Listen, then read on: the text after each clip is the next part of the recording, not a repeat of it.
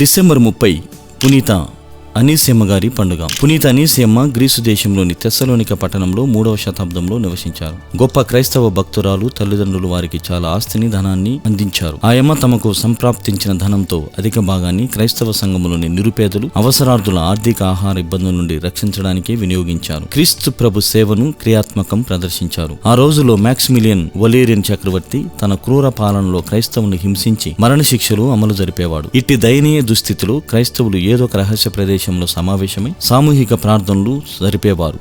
క్రీస్తు వాక్యాన్ని విని సంతృప్తి పొందేవారు. ఒకరోజు ఇటువంటి రహస్య సమావేశానికి భక్తితో రహస్యంగా అనీసియాస్ గారు వెళ్తుండగా రాజభటులు ఆయమ్మను ప్రశ్నించగా ఆయమ్మ తమ నుదిటిపై శిలువ గుర్తు వేసుకున్నారు. క్రీస్తుపై తన ప్రగాఢ విశ్వాసాన్ని ఈ చిన్ని క్రియతో తెలపకనే తెలిపారు. రాజభటులు అనీసియమ్మ గారు తమ శిరస్సుపై వేసుకున్న ముసుగును చింపివేశారు. చేతులను మెలిద్రిప్పి వీపున కట్టేశారు. కానీ నోరు మెదపని ఆయమ్మ దైవ పిలుపుకై మనసులోనే ప్రార్థిస్తుండగా శరీరమంతటా కత్తిపోట్లతో గాయాలై రక్తసిక్తంగా విశ్వాస సాక్షిగా మరణించి వేదసాక్షి అయ్యారు.